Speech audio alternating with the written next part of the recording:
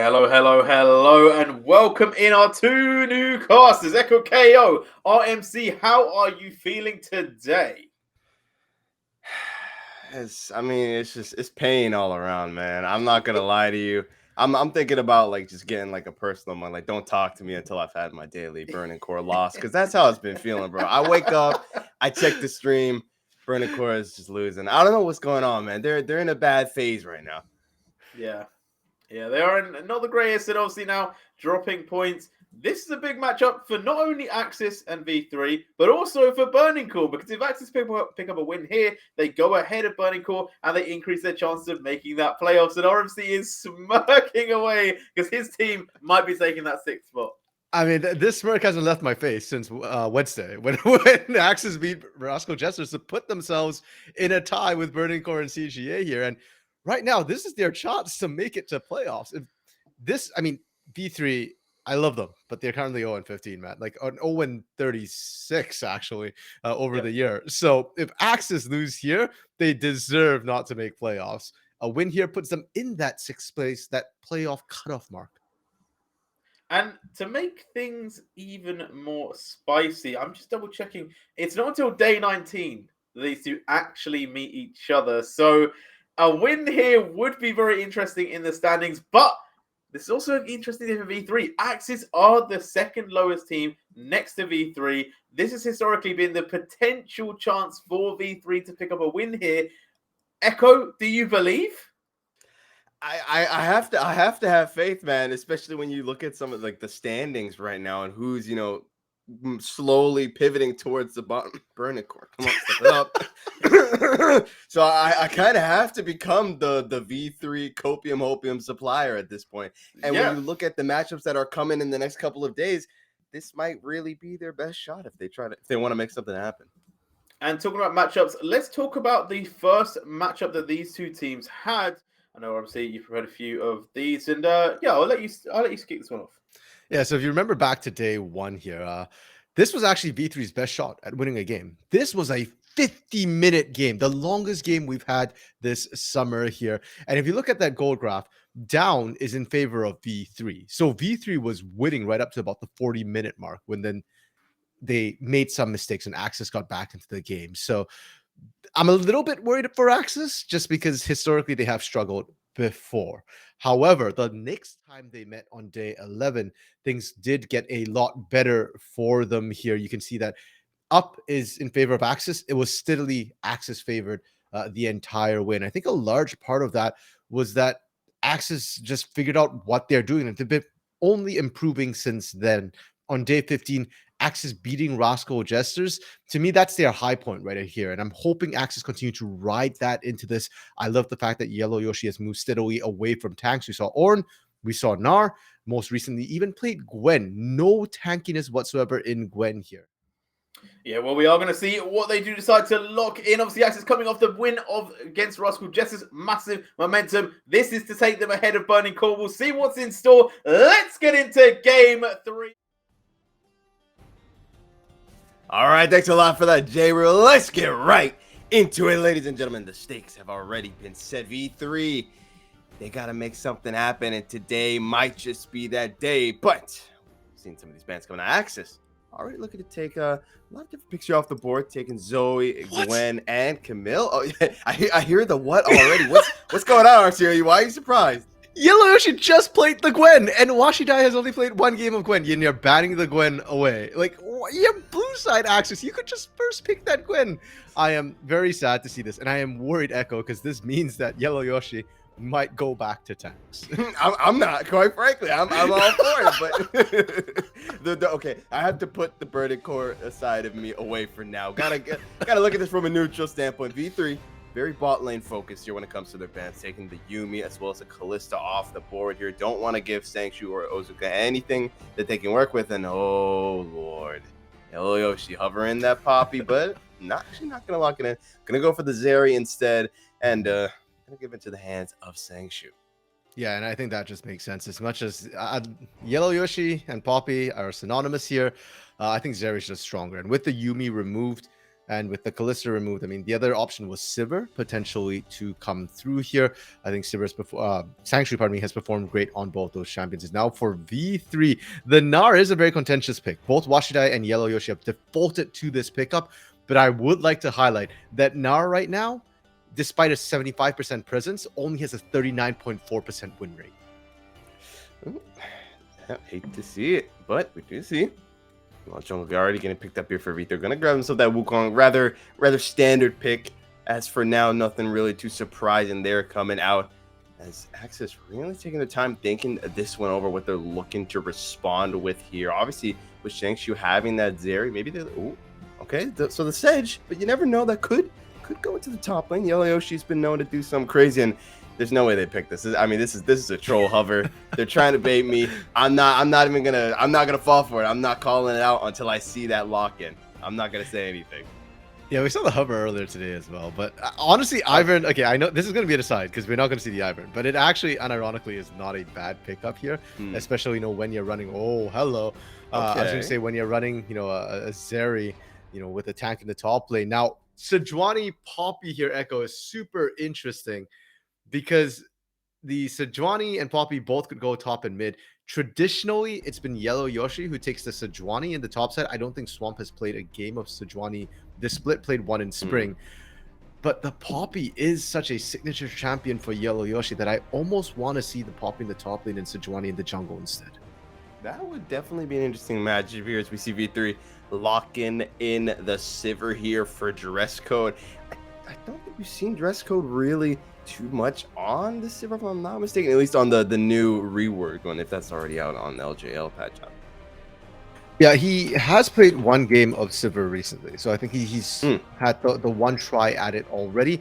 Unfortunately, didn't quite pan out, and yeah, it was actually just on Wednesday that he played it against DFM. So not a good sample to look at because against DFM, it kind of doesn't matter what you pick. I do like the Sivir though. I do think it's one way to get past this super tanky frontline we're seeing with the Sejuani and Poppy already. The bouncing boomerangs will get past them and potentially still hit the Zeri. And we've seen the Zeri Sivir matchup as well. It generally actually has favored the Sivir. Sivir able to out damage Zeri in a lot of these fights. Yeah. Here as we get into the next couple of ban phase, still focusing on this ball lane here. Obviously, with that Zeri being picked out, that they're still fiending for a good support, and so they take the Renata off the board as well as the Lulu. You want to make sure that Ozuka doesn't have any opportunities to get Sanctu in a good position. Yeah, and I don't know what else Ozuka plays for Enchanters because those are the only two Enchanters we've seen. Other than that, it's all tanky engage, and you know how I feel about that in Ozuka right now. It's a double-edged blade here, so. Really unsure what else we might see. I expect to just see Engage come through support-wise here. And it's really about the mid laners, I think, for both of these teams. For V3, Yu-Gi-Oh has been the big carry for this team. And what are you going to pick? I mean, the Swain is available, would do great into this front line once again. This tank, we just saw it last game as well. CGA playing it masterfully on champions that want to play into you. And especially if we see Ozuka pick up an Engage champion, I think V3, it's just such a free Swain. Yeah, no, it definitely would be a free little pickup there if they see so fit. Is it really waiting there? It's going to be the Alistar, though? Okay, they are going to lock it in and do the Alistar. I will say, it's going to be a little tricky, I feel, to get that combo off, obviously, with that built-in spell shield that, dress code will have on that Sivir, but I do see it being definitely a good pick later down the line, as we do know AXZ obviously as one of those teams who statistically they like to take their time when it comes to winning their games. Oh yeah, AXZ. maybe I put it lightly there. I hate that you remind me of this, Echo. They have the longest average game times right now, 34 minutes and 16 seconds. And the sicker part is that their losses tend to be under 30 minutes. So that tells you that their wins are grossly over 34 minutes. I mean, we just said, right? Like their first game, day one against V3, they ran 50 minutes. They won, but it was 50 minutes. My God, that's I'm trying to imagine that, just having to actually cast that for a 50-minute game. It's actually insane. But the last lock-ins have come in, and now we can get a bit of a better understanding as to what it is both teams are going for. Already, I feel like for V3, I'm liking this protect the president comp I feel that we're really seeing out here. There's just so much utility here from the side of V3 that's going to be able to protect dress code, and I feel like if they can get him as well as Yu-Gi-Oh, obviously, who's someone that, you know, we've seen V3 look to play towards. So if they can really get them into a good position, I'm actually I'm excited for V3's chances. I'm not gonna lie. Echo, do you have an extra tank of copium in the back there? You might need it with Alhambra going in on draft. That's it. I do actually agree with you. I think AXZ's composition, we kind of knew what they're doing when we saw the Poppy Sejuani combo come out. No matter what, it was going to be a super tanky front line. They tripled down with the Alistair pickup for Ozuka. And while it's a very good standard front to back composition, I am worried about them, like we said, against a Sivir here.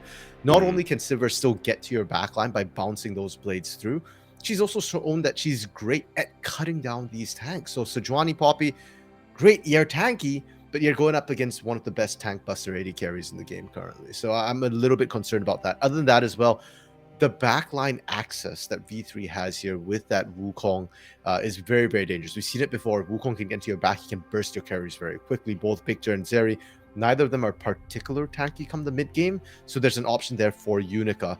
And then, of course, the Talia. It's not quite the Swain I had hoped for here in terms of peeling for that backline here, Echo. But what Talia does give you is really good disengage to come through still. That seismic shove can stop the threats from coming in. And if ever, you know, you kind of miss position, especially as that Victor more than that Zeri, if you get in range of the seismic shove forward, you can get popped by the sheer burst damage of that Talia here. No Wukong necessary.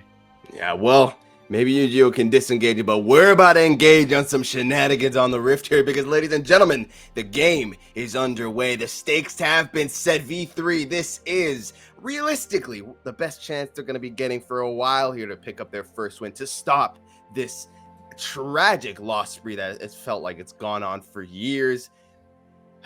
But it all comes down to this. I do want to say that, obviously, you know, we talked about just the amount of backline access that V3 is going to have, but when you do face down a tanky team like this, it does kind of, you know, it poses the question, what do you do if you end up falling behind, right? Because especially, it's like, if you can't poke them out and get them into a position where you can actually start taking fights, AXZ is just gonna, they'll have no problem just muscling you off their turf. It's like, what are you gonna do about it, right? Like, you do no damage.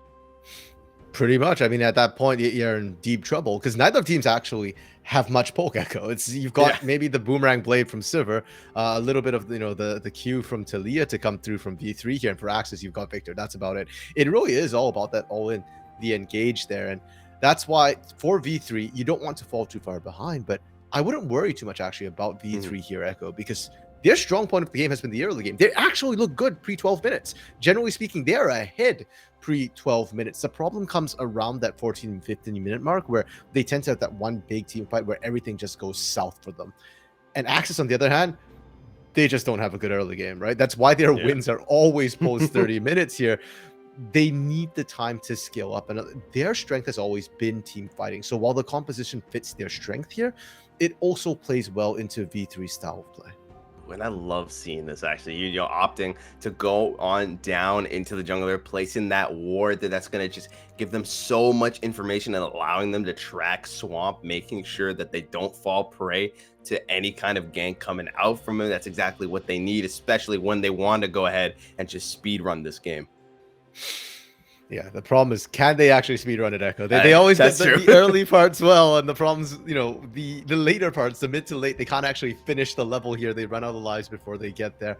But yes, I do like the fact they are tracking Swamp here. They know fully well, and great ward from Dresscode and Hetzel. They're moving out. They didn't drop it early because they know that Swamp wouldn't be in that area. And now this bot lane is going to be safe. Your Sivir is allowed to just push out constantly. Again, we're on patch 12.13 here before Sivir's push gets nerfed. So if anything, V3 get probably on this bot side, and I would love to see Unica go back down there after this clear, you know, look for that early 5-minute dragon, because it's unlikely AXZ will contest with the lanes that they have. Yeah, most likely. So we do see Unica gonna go ahead, grab himself that crab, maybe look for something. Not gonna opt instead, just check the jungle, make sure that there are no camps, no free real estate for him to take. Noticing there's nothing there, probably just going to go ahead, hit that back. Actually does still have his Krugs available, so going to probably opt to go ahead for that, then maybe look to make his way down. But regardless, I have to wait and see for now. Yeah, it'll be perfect timing for Unica there. By the time he clears his Krugs, goes down to Dragon. Now, Echo, it's worth noting. While today is a very exciting day in terms of the matches we have, very close matches across the board here. It's not been quite the bloodbath that we saw on Wednesday. We don't see quite as much early action. Teams have been taking their time to scale up, and while they've certainly delivered come the mid game here, I'm expecting this game to be kind of similar, where we're not going to see a ton of action early here. I think both junglers going to be farming up mostly, trying to hit that level 6. For the side of Unica, great. You're the Wukong, you want 6. For the side of AXZ, I think that Swamp's just not going to find opportunities to gank, and I think V3 have generally do a really good job of the first couple of wards here to deny enemy junglers. So Swamp probably not going to be able to find too much despite looking for it. Yeah, we do see Unica as well getting spotted out there by that ward that was placed by Swamp before, heading on back. Don't think he doesn't have a clue there, so we'll be spotted out by that. Just gonna opt to go for the clear, and like you said, Raiden, probably not too many opportunities really presenting themselves here from either side. It honestly feels like with just a lot of preemptive warning. But Yu-Gi-Oh says, I don't need a gank, looking for some trade, getting a little bit of damage there, but those damn minions always getting in the way. I gotta support my AXZ friends, huh? I dropped a little tip on my buddies. Hey guys, if you could get in the way of VG, would appreciate it. Yeah, usually, I mean, it was a good seismic shove, but positioning wise, right, you gotta play that a little bit better. You can tell Megaman just wasn't worried whatsoever. If anything, Megaman's probably just more worried about mana now. Unica looking for something here, but actually gets spotted out by Swamp. And hey, if Swamp saw you, you saw Swamp. You certainly saw the Raptors moving here, so I'm not sure why Unica even decided to stick around. Yeah, just gonna have to go ahead and grab himself that control where they're gonna get traded by both junglers. Doesn't want to stick around too long, as you could already see, right? Ozuka was on the move here, looking to lend a little bit of proximity. Maybe they're gonna look to try and find him. Yeah, they do. Force Unica to get back off here, and that's also in turn gonna force Yu-Gi-Oh to fall back as well. Meanwhile, on this top lane, Yellow Yoshi just doing Yellow Yoshi things, being a tanky boy. Tanking it up in that top lane, nothing too surprising there. And overall, it really has just been incredibly quiet here. 6 minutes in, not a single kill getting dropped. Can we get something done here? Come on, V3. Nope, not at all. They didn't even go for Dragon, and I'm actually surprised, Echo, that they didn't go for Dragon. You saw that as soon as dress code showed up. Swamp was just like, okay, peace out. I can't be here. My bot lane is not as strong as your bot lane. I'll seed the Scuttle, and that probably means they would have seeded the Dragon as well here. So a little bit disappointed we didn't see V3 push for that. But you mentioned the top side, right? A little bit Echo there. We saw a little bit of trading come down. Props to Yellow Yoshi. Yellow Yoshi was actually up CS on Washide, and the CS advantage is to Washide right now, but that's just because he just shoved in a wave. Why does AXZ get to do this? It's looking like they do get to do it for free. I mean, there was so much vision everywhere, but there's just no one there from the side of V3 to punish it, right? Wukong or Unica up in that top side wouldn't have been able to make it down in time. And so ultimately, that's just going to be a free drag. And dude, that is so nice. Is Yellow Yoshi realizing, he's probably going to be coming over that jungle looking for some free real estate. So he's not going to get that drag. Instantly drops the ward down. They're able to track Unica so nicely. Everyone gets to stay safe. And actually, it's looking like Swamp's about to head on up there. He's got to lay down the law here in this top lane. But Unica is going to use that blast cone and should be able to get out safely. Yeah, and I am puzzled. I mean, it was a great read from AXZ onto what Unica was doing. If Unica is not going for the dragon here, well, he's got to be on that top side of the map and looking for the invade. And yeah, I don't think blue buff for dragon is a worthwhile trade at all, especially now that AXZ knows exactly where you are. Yeah, no, definitely not the optimal trade to get there. But regardless, it's a trade nonetheless. A little bit of gold, as small as it is. Yu-Gi-Oh meanwhile here, kind of stuck in a bit of a tight, tricky spot here. Swamp with the dash over the wall, just zoning Yu-Gi-Oh off from these minions. He is not allowed to farm. He's not allowed to have fun this game. Yeah, and that's one of the things with Poppy, especially in the early game. I think people underestimate how much damage she does because, Poppy's a tank, right? Tanks don't do damage. In the later game, true. In the early game, not so. Base damages for tanks tend to be very, very high. So in the top lane, you'll often see tanks, winning out those early trades. Now Swamp actively invading onto Unica here. This is the exact opposite of the bot side of the map, where it is heavily V3 favored. Top side is a little bit more in question, and because Yellow Yoshi has been able to match the Gnar so effectively here, we're seeing that Swamp gets to play aggressively, thinking that, hey, I can handle this Wukong in a 1v1 duel. Yeah, just starting up. That Herald does not even care. The Vision Cone gets dropped. Megumin and Nausicaa are both there as well. And a quick rotation from Yellow Yoshi should, pretty much just confirm it that they do get themselves as Herald. Unica, not even going to try to look for anything. Just going to go ahead, back off, and keep farming. Doesn't want to risk anything. So ultimately, AXZ, I mean, for a team that likes to take their time, they're looking pretty headstrong right now. Yeah, they've been on top of these objectives here, Echo. If anything, I was expecting V3 to do this, and now Washida, Herald just went down. You do not get to be this far upriver Washida, here. Come on, bro. He is playing with death He's gonna right face now. check this. I think he's actually going to face check it, and he might just pay the price, trying to bounce off of him, bounces into the wall, and first to blood goes into the hands of Swamp. I mean, you tease death, and you pay the price. Yeah, this is one of those times where... okay, with Mininar, I always feel bad watching Mininar die. It's like, watching a kid kind of get beat up because he's so small, he's so cute. It's even worse somehow when it's a Sejuani Poppy killing you because it's like, oh, it's a little kid. Oh, they're playing in a bounce house. There's lots of knockups here. And then like, oops, the kid got dropped. He didn't get dropped, RMC. He got slammed into the wall, absolutely taken out, just smothered to bits by a huge hammer. Like, it was a lot more nasty than you're trying to put it out to be, man. But I get what you're trying to say. I try to keep it PG-13, man. Yeah, that's true. That's fair. You gotta keep it PG-13. But I mean, I'm trying to find a way to kind of justify Washidai, like straight up just face checking it when you literally just heard the dying screams of the Herald, but. It is what it is. It happened. We can only live and learn. The opposite of love here isn't hate; it's animosity. So I can tell that you really love the B3 team.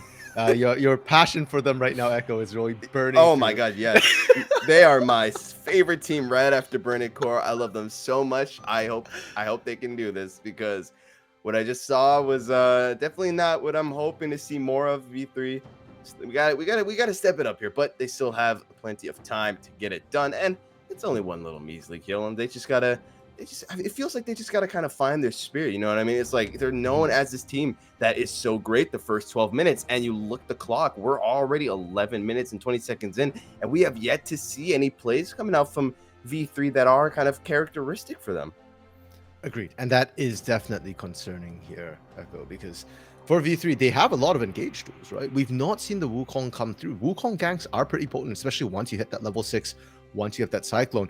Hasn't come through whatsoever. Yu-Gi-Oh! Now level 10, and with the Talia Weaver's Wall, like any other global champion that you play in the mid lane, Twisted Fate, Galio, you want to be impacting your side lanes. Often your first ult is the most impactful. And even if you don't use it for ganks, what we've seen a lot of times is Talia using the Weaver's Wall to deny objectives. V3 hasn't even looked at an objective here. Both Dragon and Herald were completely passed up. They didn't even try and contest it. So a little bit worrying for the side of V3. We're not seeing the proactive action happen. As we say that Yu-Gi-Oh! Clears out mid lane, is looking for the spot side. Yep, we're gonna run down here. Swampos Consumption, realizing they might just have to dip here, and nice to see that this time around they're not gonna get muscled off their turf with this Dragon being up. We're gonna look to start it now. We're gonna wait before they start it up here. Gotta get that intel first, see what's going down. We're seeing a lot of pings into this mid lane here as Yu-Gi-Oh! Doing his best to try and shove these waves out, but he knows he's got to fall back, and they are going to go ahead and just drop the Herald down and give V3 the choice. Do you take care of the Herald and save your turret, or do you go for the Dragon? And optly so, they're going to go and opt to take out this Herald first. Oh, it hasn't crashed yet. It's really taking its time. Oh, come on. The Keeper's Verdict as well, just to make sure that Unica can't do anything. It's going to crash. Give him a few plates, and they actually don't even opt to start the drag. Meanwhile, on this top lane, Washida trying to find something on Yellow Yoshi, but doesn't quite have that damage yet. Sanctu going in a little bit of a trade here with Dress Code. Overall, it's just back and forth, back and forth. Yeah, an interesting series of plays there. I like that AXZ dropped the Herald mid to get pressure, but like you said, miscalculated a little bit. Herald doesn't charge. He actually burned Keeper's Verdict, which ideally you want to hold for that objective take to deny enemy jungler. They had to use it to disengage Unica or risk not having the Herald actually charge. So because of that, AXZ don't want to go for Dragon. And for V3 as well, they had that move. Weaver's Wall could have cut off the bot lane, but Yu-Gi-Oh! Doesn't pull the trigger, and they end up pushed out. They should still have that priority though. The Wukong ultimate is still up. Weaver's Wall is still up as well. And Dress Code doing a great job pushing out. So the Dragon ultimately goes V3's way. Just a lot more painful than the process needed to be. Yeah, I mean, at the very least, first the first step that we kind of need to see from V3 to start getting a stronger grip into this game here. Dragon going to go down into their hands, and now with 14 minutes, we're getting those enabled TPs coming through as well. I'm looking at Yellow Yoshi as well, who still has his available. Curious to see if he's going to find an opportunity to utilize it at some point. Okay, Echo, as we see the rift change here, we are going to get an Ocean Drake map, and this is the second worst Drake for V3. If AXZ can pick it up. Oh my because remember we were talking about that super tanky front line. Oh so no. Poppy, Alza. Oh yeah. Oh, You're saying, no, oh no, I'm dude. saying, oh yeah, right now. Because if AXZ can stack this, the best would have been Mountain Drake, of course, because that makes them ultra tanky. They won't get bursted down, but the Ocean does mean that they get sustained through the fights a lot more. And one of the things to remember with Ocean Drake as well is that it's actually better for tanky champions, not just because it's a % health regeneration, but also because you live longer so that you can regenerate more. And that's going to make it harder on Dress Code. There's even more pressure now on Dress Code to be able to pump out enough damage. Kraken Slayer completed. And with that first mythic pickup, this is usually when Sivir starts win some of the trades in this bot lane. Yeah, really curious to see the showing coming out from Herald up in 8 seconds as well. We saw a couple of pings to that Herald coming out here from AXZ, and we are seeing V3 look at the pivot on over there as well. You can see Dress Code making his way on up into this mid lane here from a bot. Give it a little bit of proximity here as it is up.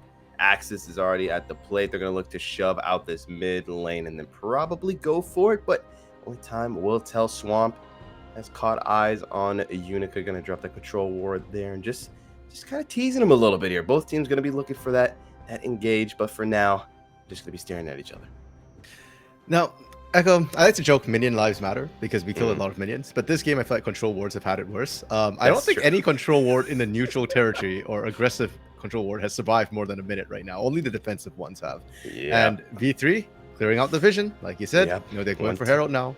One team is looking like they're not going to survive either, because I think we have a bit of a scuffle on our hands here in a minute. Megan and Yellow Yoshi are coming from that backline. They do get spotted out, looking to go in here now. Bit of damage coming out, waiting for that cycle, but there's that Keeper's Verdict knocking away Washidai as he goes into rage mode. He's a big boy. Hatel just barely getting out of that one alive. The Cyclone getting dropped, buying some time, and overall, no one actually is going to die. I thought for sure that we'd see at least one member go down, but at the end of the day, it was just a not so peaceful protest, but a non-lethal one. True. And I saw you too. I go, no, Sean, nobody dies here. That is incredible. And really well played from both of these teams to manage to disengage. I love that Rashide managed his rage bar so effectively, but Swamp just yeeted him out right before he went mega. And I think that was actually what saved the fight for AXZ there, because the engage was a little bit sloppy when it comes into it here. So if you watch how AXZ engage, first of all, note that Yellow Yoshi's not even in this fight right now. So he's taking a long time to come up. V3 just can't take the Herald quick enough here. And the moment Yellow Yoshi comes up, Megumin starts going on. Yu-Gi-Oh's looking to disengage. Perfect Gnar bar in terms of raising that. And Swamp goes in, but Swamp goes in kind of alone. There isn't follow-up damage there. So Hetzel gets low and doesn't die, and then Washide manages to come back in, and because he got disengaged early, he's full health when he comes back Mega Gnar. So because of that, neither team can quite find the finishes they need on multiple members there, and that does not bode well for V3 as this game continues to go up, because those tanks are going to get a lot tankier, and your sustained damage is likely to be lacking here. Yeah, and definitely also in such a comp that we talked about where you're protecting Mr. President, you're protecting Mr. Dress Code, who's looking to pump out all that damage. Just yeeting away Washidai like that makes it so much harder for Dress Code to stay out of the line of fire. And we saw, right, he wasn't able to output as much damage as I'm sure he wanted to. But this Herald is doing quite a bit of work here. It's going to crash. They get that second crash into the mid turret as well. And so that turret is looking pretty worse for wear. Yeah, and this is also bad for V3 in that they've now lost control of this mid lane. Generally, mid lane outer turret, considered the most important outer turret because it controls vision access to the river here. And when you lose the mid lane especially, the opposing team can kind of cut you off and you can't rotate freely between top and bottom. I highlight this, Echo, because Dragon's coming up in 30 seconds, and we've been harping on this Ocean Soul here. So AXZ now can try and cut off the access from V3 from the mid lane, even from the mid-side jungle here, and V3 might have to come in from the bot side, but we just have to watch one flank here. Well, we've seen what happens. You can't cut through that front line just yet, even with that Kraken Slayer for V3. So it becomes doubly, triply hard to try and even look to contest Dragon, much as try and steal it away. Yeah, flash cyclone. And there's that Weaver's Wall we were talking about, though. Finally, we're seeing these objectives being utilized here, and down goes the first member. Megumin gonna eat the dust. Swamp gonna go down as well. Look at that damage coming out from Dress Code. The boomerangs are flying. The damage is coming out, and down goes Ozuka as well. So low. There's the Sankchu I was talking about. But Sankchu coming in through that backline with the blicky here, giving him the burst fire of a lifetime. The flash to get away from Unica. Goodness. Actually huge. We do see, though, Shilpo getting procced here. Gotta be careful. He needs to keep his distance from Dress Code. If Sanctuary wants to let the flash coming out, though, Dress Code puts him in the dirt, baby. That's what we like to see. V3, just like that, they finally understand the assignment. They utilize those key abilities that we talked about, and they turn the fight in their favor, grab themselves the dragon, and all of a sudden, they're looking pretty damn good. They needed that so badly, Echo. They are barely 300 gold up after that fight. They were falling that far behind. And like you said, they have all the engage tools in the world. So the moment you see that somebody's away, even if they have teleport, just pull the trigger. It's that easy with the numbers advantage they have. Megumin's dead before he can effectively do anything at all. And great body block by Dress Code as well. I want to highlight that, using the spell shield to stop the Keeper's Verdict. Because if Swamp had gotten the Keeper's Verdict off, the fight swings AXZ's way. Multiple people knocked away here. And despite the fact that they had that, Sankchu almost turned it. Holds everybody off 1v4 here. Granted, it only gets worse for Sankchu here because Sivir's damage does increase. And like we said, Sivir tends to win that 1v1. But the fact that Sankchu held on as long as he did is an issue, and just shows, you know, the protect the president composition might not just swing one way. For AXZ as well, as long as their AD carry is alive, they can look to do that. The same thing. Yeah. Meanwhile, in this top lane here, we do see Yujo gonna have to go gold there, dodging a lot of damage coming out. Unica trying to find something, cycling up again, and oh no, the Keeper's Verdict, away he goes. Gonna push Washidai to the wall. They're actually gonna look to turn this thing around, but can they find it? I don't think they will. Not gonna have enough damage to set. As much as Megumin wants to run him down, those robo legs aren't gonna get him where he's trying to be. I love how all these fights, Echo, are becoming 5v5 or 4v5 fights, because Yellow Yoshi did the right thing, didn't attend the fight, just kept pushing that mid lane.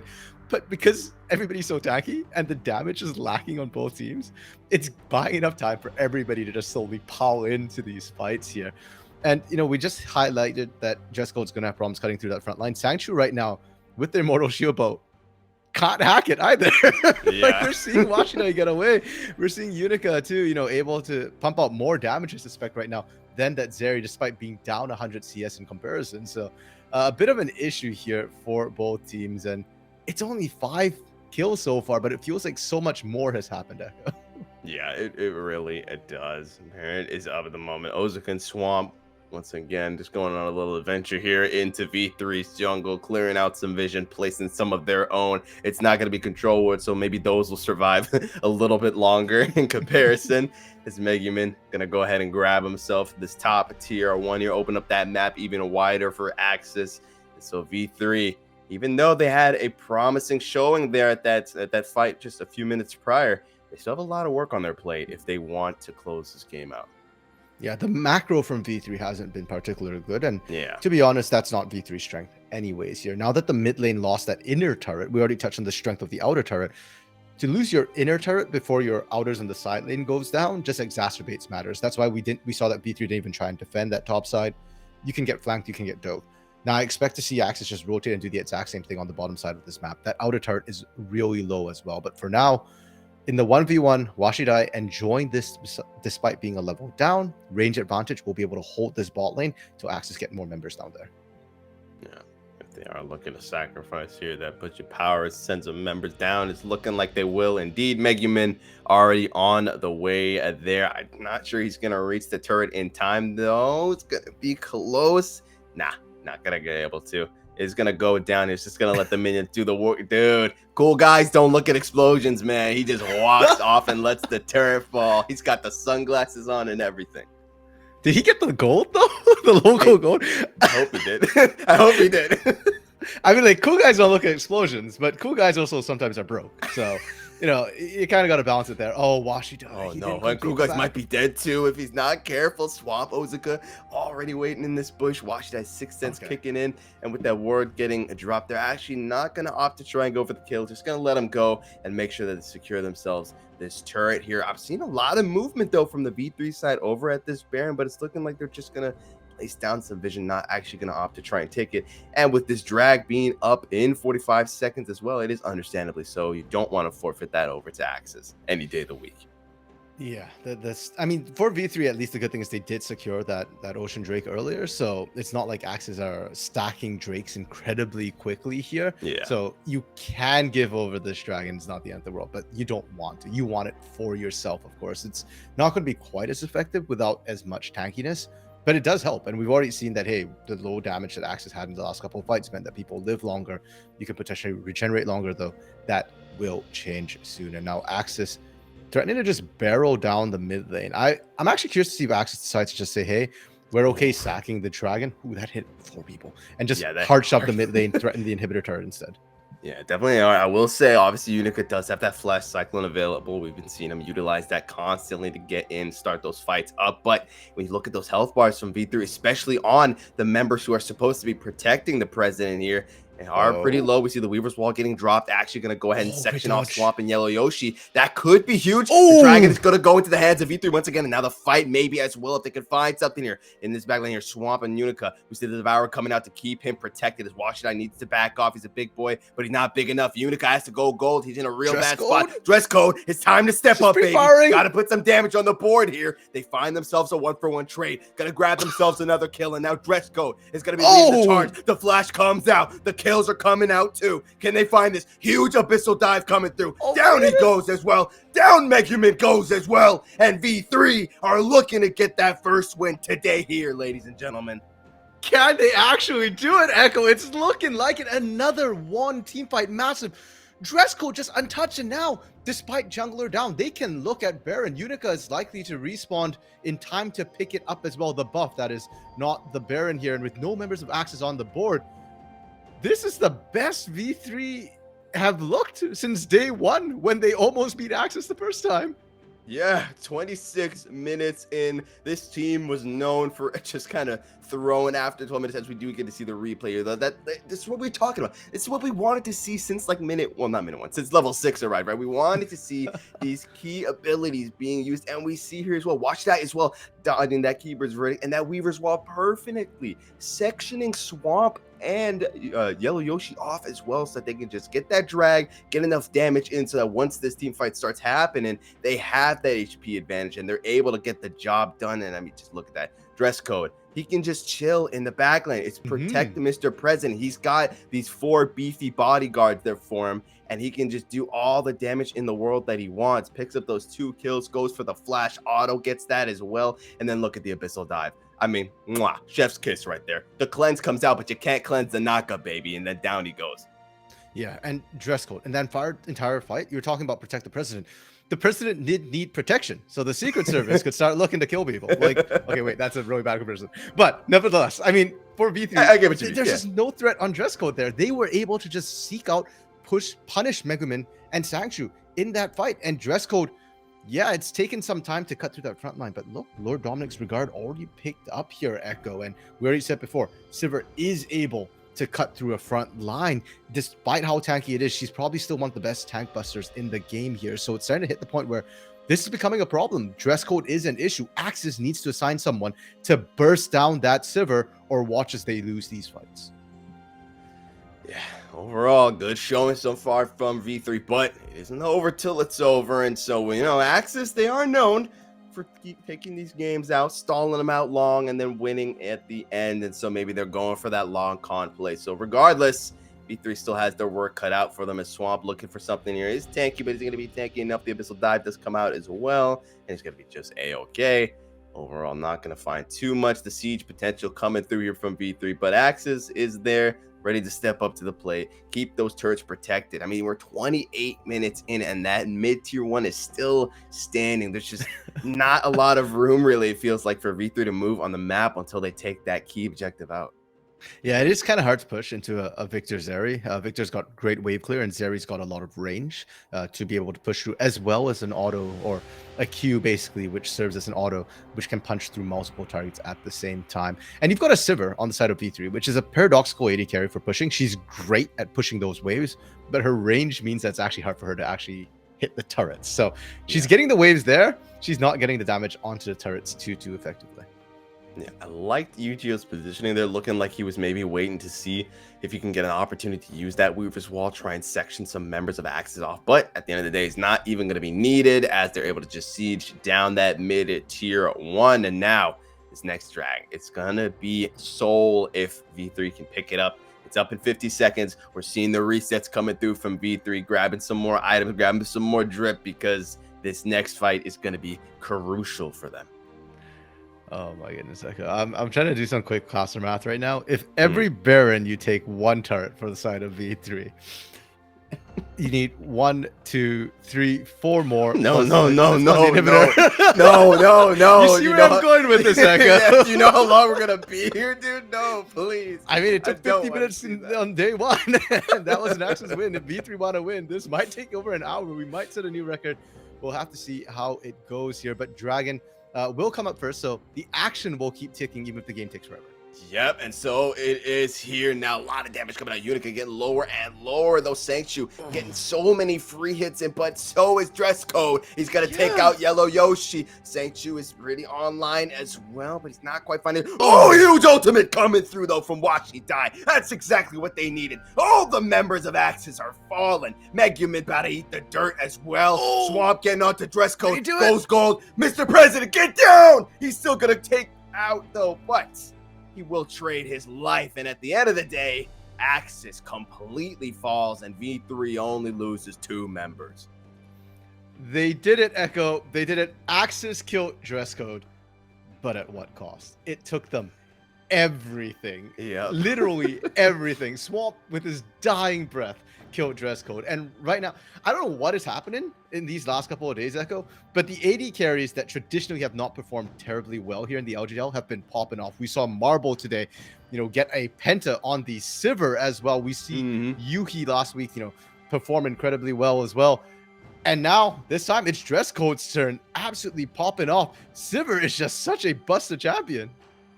It's actually insane. I mean, all those free hits that were coming out. Look at that ulti from Washington. That is so huge. Getting that 2-man stun, allowing Dress Code to do Dress Code thing. They run down Megumin. Dress Code going gold, buying enough time. The spam ping's probably coming like, please help me, please. And then they finally get him as well. And like you said, right, at what cost? They used their lives to destroy their lives, not the stones this time around, man. Yeah, and despite all of this, despite Soul, despite Baron, despite the push, V3 are only at a 4,500 gold advantage. That's Echo. true. This is not over by any means. AXZ have ways of coming back into this game, namely getting Dress Code out the fight early. We saw Megumin's Chaos Storm as well as the laser actually chunk out Dress Code and push Dress Code out. It's just that Dress Code managed to sustain back into the fight, wasn't touched for the rest of it. If they just had a little bit more follow-up, they could do it, but who can follow up here, Echo? Yellow Yoshi can't get past the front line. Swamp can't get past the front line. And even if they could, you saw how little damage Swamp actually did, right? Like early, we said early game, base damage is high. Late game, no damage from tanks. And Sanctu sure as hell can't actually cut through that many individuals to reach Sivir. Yeah, I feel that the Keeper's Verdict is going to play a huge and just absolutely pivotal role in this next fight, because it's like you said, right, it's so incredibly hard to get onto Dress Code. But I mean, we've seen if you can get like a decent 1 to 2 man knockback, get him really far away, and then try and get on top of Dress Code, you take him out. That's pretty much 80% of V3's damage is gone. I mean, we saw in that damage graph, right, of damage dealt in that last fight. I'm pretty sure Dress Code was at like 7K, and no one was even like close to him by a far margin. Yeah, I think he almost doubled everybody else's damage here. Like that, so not even close to 50%. That is definitely an issue. But that Keeper's Verdict sort of situation you're mentioning, Echo, it's been tried. Swamp has been trying to do it. True. And V3 have just been really good about not clumping multiple of their front lines together so that you can only knock one person away. And even throughout all of that, keep in mind, Unica has been doing actually a massive job along with Yu-Gi-Oh in terms of causing chaos, right? Like, yeah, sure, even if you do manage to eat away some of the front line, you're still stuck between peeling or not peeling. Sangchu and Megumin especially has really been targeted down in these fights, and Megumin doesn't have the mobility that Sangchu has to get out. So the moment the Victor goes down, a lot of that damage from AXZ is gone as well. And granted, it's not necessarily sustained damage, but right now it's not sustained damage you need. It's the burst damage of Victor you need to kill Sivir. Yeah. Meanwhile, you see V3 looking, trying their damnedest to start taking out some more of these turrets. They want those tier 2 gone as well. I mean, we're understandably so, right? They're just limiting their mobility right now with a lot of these turrets still standing. And with that Baron being up as well, we're seeing the resets coming through from V3. I'd be very surprised if we don't see some pivoting coming through for them to try and at least set up for this Baron.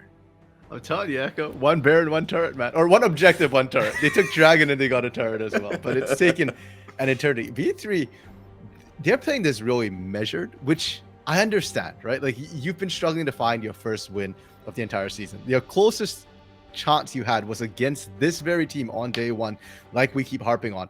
And you threw it because you tried to push a little bit too hard and got punished. So V3, they're taking this nice and slow, and it's working in that AXZ don't have an opportunity. If you're going to these open fights, if you're going for these 5v5s, we've seen, like we said, AXZ are struggling for backline access, and in an open area like that, it's actually really hard as well when V3 have the vision set up to look for any sort of flank. So it's a slow choke out, but it's an effective one here. And for AXZ, I wonder what's going through their minds here. Are they feeling stressed about this, or are they comfortable going to the late game? Because they've been to the late game a lot, and they do have some strong scaling with the Victor and Zeri here.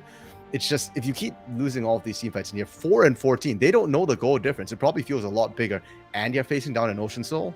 Like, is this maybe when we start seeing them make some aggressive plays that might backfire?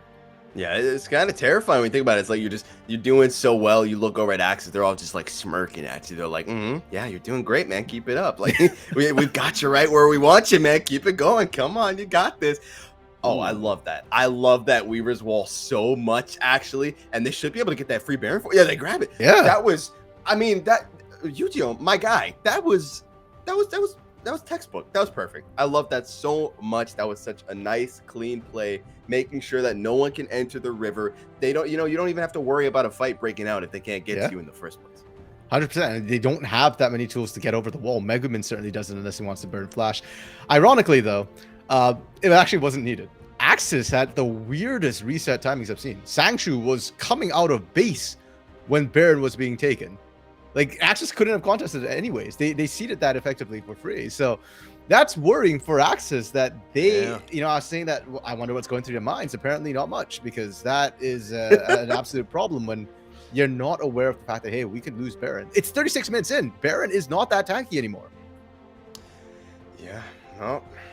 Is not indeed, and they paid excuse me, gosh, I gotta speak. I'm so lost as well. It's like I can't even. I'm trying to comprehend what happened there, and already we're seeing right in this bot lane, Yu-Gi-Oh is going to be taking their one Baron turret. Right, he's going for that bot tier 2, going to secure himself that one, and now maybe they look to find another couple of kills here. That Weaver's Wall getting dropped. The Flash Cyclone going in, gonna be huge. Double knockup, a lot of damage coming out. Dress code in that backline. Keep your eyes on him. He's getting a triple. Can he get that penta, baby? Not quite gonna get the penta, but at the very least, they're gonna get the 4-man. It's the quadra kill. The dress code for today's business meeting is war paint and the blood of your enemies, because V3 grabbed themselves the ace, and they're looking to just run this base down, and I think they have the time for it, RMC. This might be the day we witness where V3 finally break the curse. They're going to go ahead and just tank the turrets. They don't care. They smell the wind. They smell the blood in the water. And ladies and gentlemen,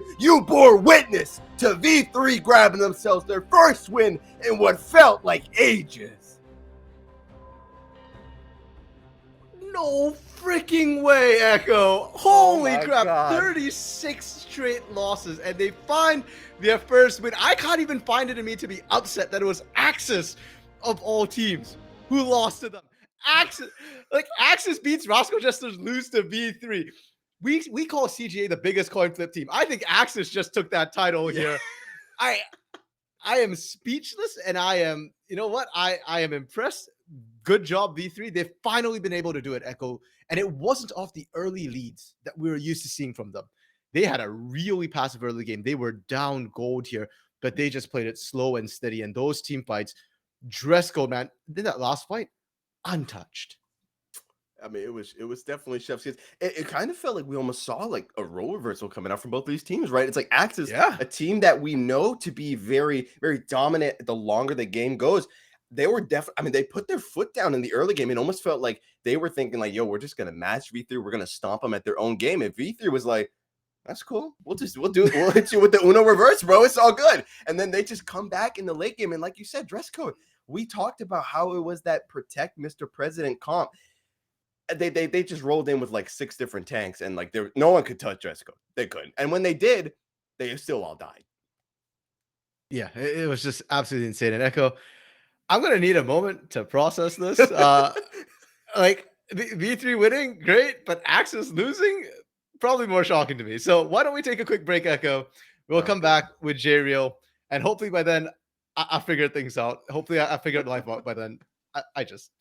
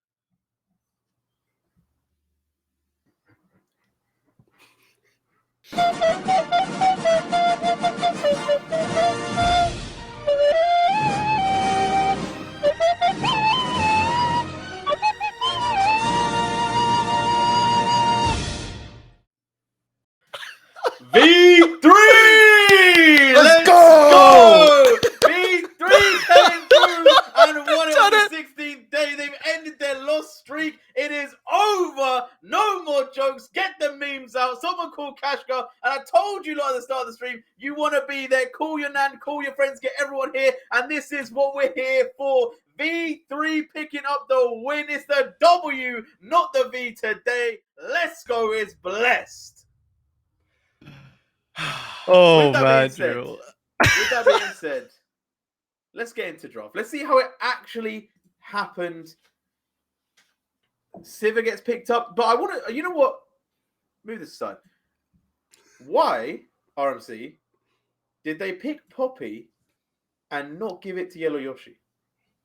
Well, because I don't think Swamp really plays Sejuani very much, and Sejuani's not that good in the jungle right now. You don't have that early game pressure, which is why even in draft, it's kind of like, it's probably going to be Poppy in the jungle.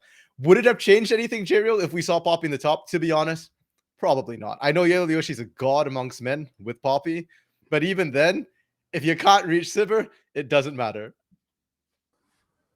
That is true. Sivir has been an absolute phenomenal pick in the LJL today. Echo KO, you needed them to win, and they did not disappoint.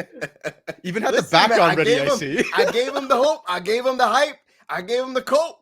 I gave him the dub. Basically, I'm just gonna say that. I'm just gonna throw it out there. I'm very impressed with what V3 put out today, and I hope we get to see it for many more games to come. Because if they do, I'd be getting a little worried. Well, I don't think we have to worry too much because I don't think V3 can make it to playoffs regardless. Like, I think there is a potential chance if V3 were to win every single game from now on and Burning Core and AXZ were to lose every single game, then V3 could actually make it to playoffs.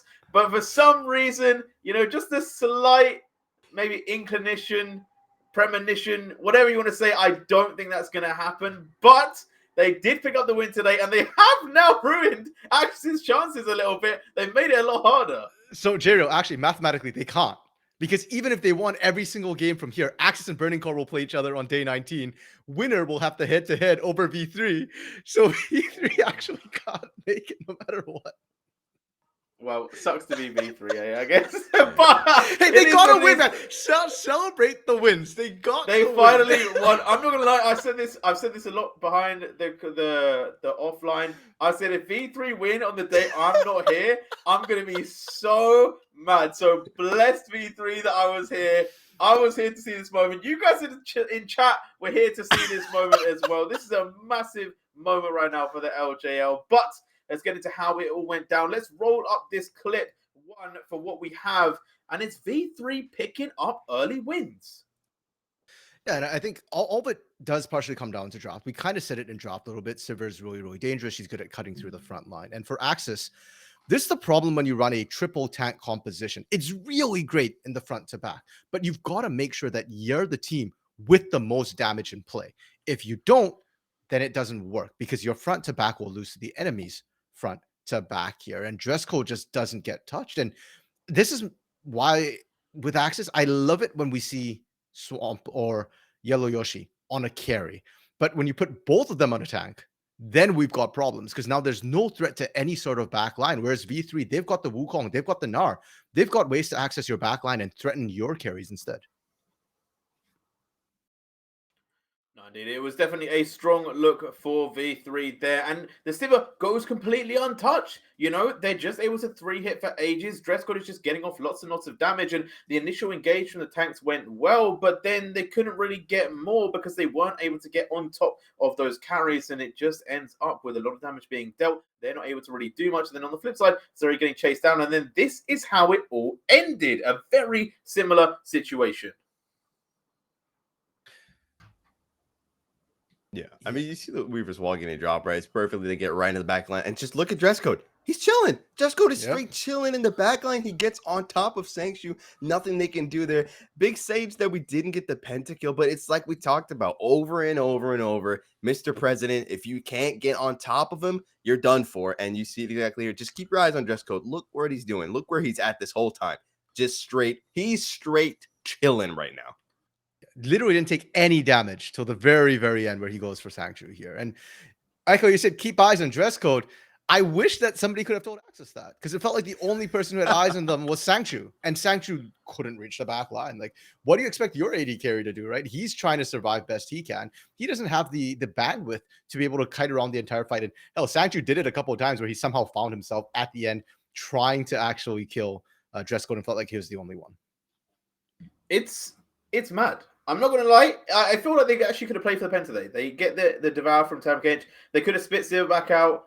They could have given him the Penta. You know, I feel like they should have done that. That's a little bit poor form from V3. You know, I feel like you guys could have gone all the way. You know, we could have had double Pentas back to back on day 16 to really make it an even more insane day than it has already been, because this has been one of the maddest days of LJL ever, and we aren't done just yet. V3 picking up the win. AXZ now potentially a little bit worried about day 19 when they do have to fight off against Burning Court. I'm hoping you two are going to be on that, guys, because that would be a great show to have for set up for that one. But until then, we have one more game today. And after what we just saw, the bar has been raised. The levels are elevating. Up we go to the top floor, the penthouse of the LJL. This is the game that you've been waiting for, but we're going to make you wait a little bit longer. Do not go anywhere. Get everyone into this stream. It's DFM versus Sengoku next.